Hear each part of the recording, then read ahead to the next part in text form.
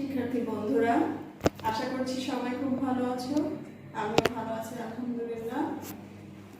আমরা বেশ কিছুদিন হলো তোমাদের অনলাইনে ক্লাস নিচ্ছি। আমরা চেষ্টা করছি তোমাদেরকে সহযোগিতা করার। তোমরা নিশ্চয়ই অনলাইনে ক্লাস ফলো করে পড়াশোনা করছো।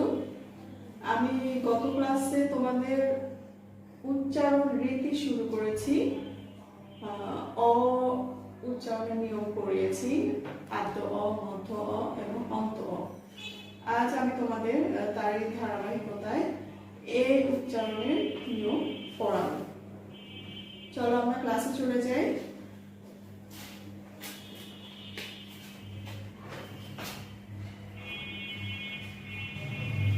আমরা এ উচ্চারণের নিয়ম পড়বো, তার আগে একটু বলে নেই বাংলা ভাষায় এ এর লিখিত রূপ একটি, এ ধ্বনির লিখিত রূপ একটি, সেটা হচ্ছে এই এ।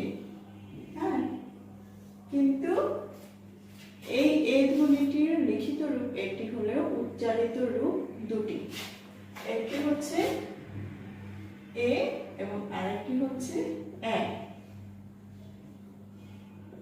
ঠিক আছে, অর্থাৎ এ ধ্বনি লেখা থাকবে, কিন্তু কখনো এ ধ্বনি অবিকৃত ভাবে উচ্চারিত হবে, অর্থাৎ এ ধ্বনি লেখা আছে, এ ধ্বনি উচ্চারিত হবে। কিন্তু আবার কখনো কখনো এ ধ্বনি লেখা এ ধ্বনি লেখা আছে, কিন্তু উচ্চারিত হবে এ।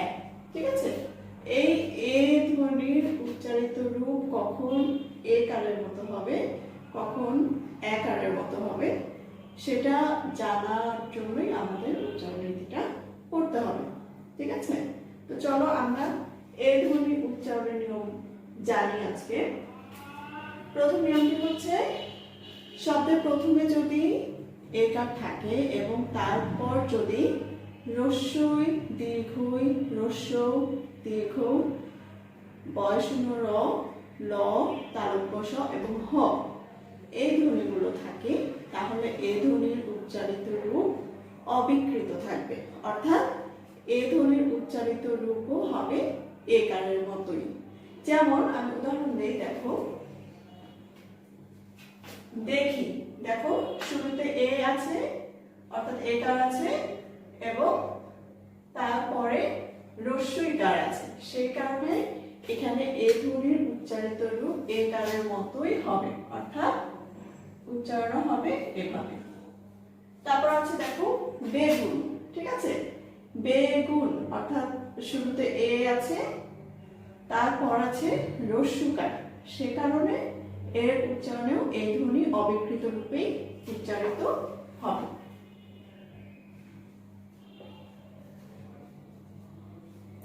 তারপর আছে চে। দেখো চে, চে অর্থাৎ এ ধ্বনি আছে, শুরুতে একার আছে, তারপরে আছে একার। ঠিক আছে, সেই কারণে এর উচ্চারিত রূপ হবে একারের মতোই।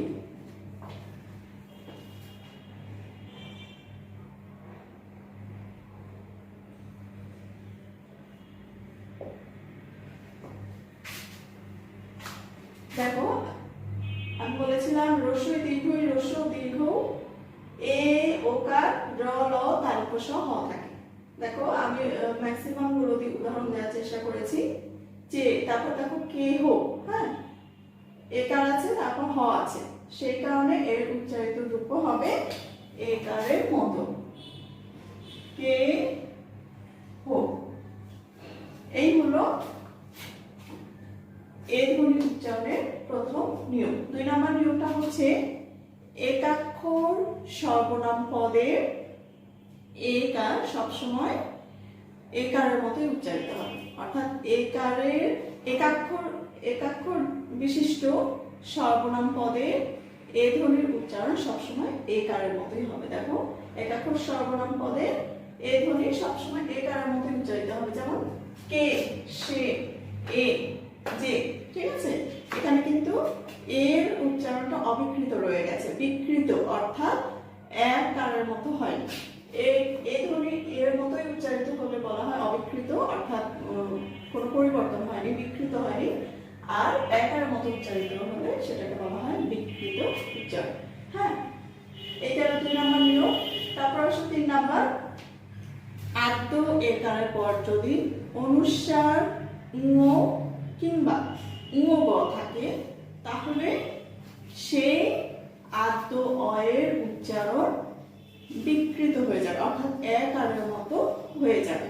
আবার বলছি দেখো, আদ্য এর পর যদি অনুস্বার ঙ কিংবা ঙ থাকে তাহলে সেই এ ধ্বনিটি এর মতো উচ্চারিত হবে। যেমন দেখো, ল্যাংড়া, আমরা কিন্তু লিখেছি ল্যাংড়া, কিন্তু আমরা ল্যাংড়া বলি না, আমরা বলি ল্যাংড়া। ঠিক আছে, তাহলে উচ্চারিত রূপ কি হবে? ল্যাংড়া। তারপর ব্যাং, ঠিক আছে, লেখা আছে একার, কিন্তু আমরা উচ্চারণ করি একারের মতো। ঠিক আছে, তাহলে উচ্চারণটা কি হবে? এই যে আমি বলেছিলাম অনুস্বার উ এবং উ থাকবে। দেখো, অনুস্বার দিয়ে এইটা উদাহরণ দিয়েছি, উ দিয়ে এটা দিয়েছি, তারপর আসো উ দিয়ে ব্যঙ্গমা। ব্যঙ্গমা, দেখো প্রথমে এ আছে, তারপরে আছে উ, সেই কারণে এর উচ্চারণ আমরা এর মতো করে থাকি। তাহলে উচ্চারণটা কি হবে? ব্যঙ্গমা। ঠিক আছে, ক্লিয়ার? তারপর 4 নাম্বার নিয়মটা দেখো, একাক্ষর ধাতুর সঙ্গে আ প্রত্যয় যুক্ত হলে সেক্ষেত্রে একারের উচ্চারণ একারের মতো হয়। আবার বলছি দেখো, একার যুক্ত একাক্ষর ধাতুর সঙ্গে আ প্রত্যয় যুক্ত হলে সেক্ষেত্রে সেসব শব্দের একার একারের মতো উচ্চারণ হয়। আমি উদাহরণ দিলে তোমরা বুঝতে পারবে। দেখো, যেমন, আচ্ছা তার আগে একটা কথা বলে নি, একাক্ষর যুক্ত ধাতু জিনিসটা কি? একাক্ষর ধ্বনি বলা হয় বা একাক্ষর যুক্ত শব্দ বলা হয় যে ধ্বনিগুলো নিঃশ্বাসের এক প্রয়াসে উচ্চারিত হয়। নিঃশ্বাসের এক প্রয়াস মানে কি? আমি সহজভাবে বলতে পারি, 1 সেকেন্ডে উচ্চারিত হয়। ঠিক আছে, যেমন এর আগে আমরা পড়লাম কে, সে, এ, যে, এগুলো উচ্চারণ করতে কিন্তু 1 সেকেন্ড সময় লাগে। ঠিক আছে, এগুলো হচ্ছে একাক্ষর যুক্ত সর্বনাম, একাক্ষর বিশিষ্ট সর্বনাম।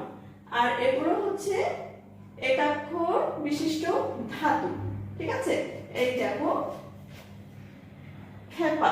খেপা, খেপা শব্দটা আমরা পাই বা গঠিত হয়েছে এই যে খেপ। খেপ ধাতু, একাক্ষর বিশিষ্ট ধাতুর সঙ্গে আ প্রত্যয় যুক্ত হয়। আবার বলছি, খেপা শব্দটা তৈরি হয়েছে একাক্ষর বিশিষ্ট খেপ ধাতুর সঙ্গে আ প্রত্যয় যুক্ত হয়ে। একাক্ষর বিশিষ্ট খেপ ধাতুর সঙ্গে আ প্রত্যয় যুক্ত হয়ে খেপ। দেখো, বেচা। বেচা শব্দটা গঠিত হয়েছে একাক্ষর বিশিষ্ট বেচ ধাতুর সঙ্গে আ প্রত্যয় যোগ হয়ে। এই যে খেপ, বেচ, হেল, এগুলো একাক্ষর বিশিষ্ট। তুমি খেয়াল করে দেখবে, এগুলো নিঃশ্বাসের এক প্রয়াসে, অর্থাৎ 1 সেকেন্ডে উচ্চারিত হয়। খেপ, বেচ, খেল, এগুলো। ঠিক আছে, তো এগুলো যেহেতু আবার ধাতু, এগুলো দিয়ে ক্রিয়াবাচক শব্দ গঠিত হয়, সেজন্য এখানে বলা হয়েছে একাক্ষর ধাতুর সঙ্গে আ প্রত্যয় যুক্ত হয়ে যে শব্দগুলো গঠিত হয় সেগুলোর একারের জায়গায় এর মতো উচ্চারিত হবে। তাহলে খেপ ধাতুর সঙ্গে আ প্রত্যয় যুক্ত হয়ে গঠিত হয়েছে খেপা শব্দটি, সেই কারণে এই খেপা শব্দের একারের মতো উচ্চারিত হবে, খেপা। একইভাবে বেচ। বেচ একাক্ষর ধাতুর সঙ্গে আ প্রত্যয় যুক্ত হয়ে তৈরি হয়েছে বেচা শব্দটি, তাই বেচা শব্দের একারের মতো উচ্চারিত হবে। একইভাবে হেল। হেল একাক্ষর ধাতুর সঙ্গে আ প্রত্যয় যুক্ত হয়ে গঠিত হয়েছে হেলা শব্দটি, তাই হেলা শব্দের এ একারের মতো উচ্চারিত হবে।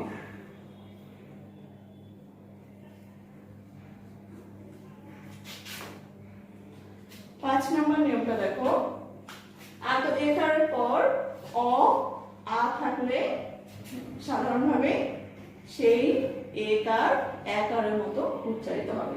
আত একারের পর অ এবং আ থাকলে দেখো, এখন প্রথমে এ আছে, তারপরে খন আছে, খন। এখন বুঝতে হবে যে এখানে এই ব্যঞ্জন বর্ণে খ ব্যঞ্জন বর্ণের সঙ্গে একটি অ যুক্ত হয়েই আছে, সেই কারণে এই এর উচ্চারণ হবে একারের মতো। তার উচ্চারণ কি হবে?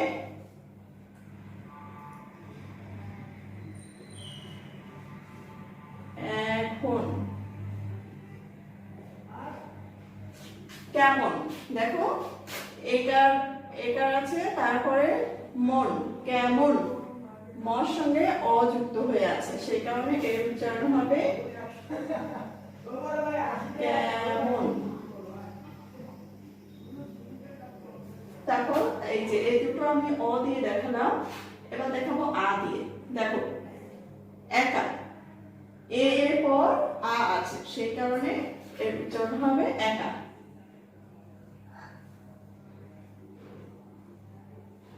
জ্যাঠা, এরপর আ আছে।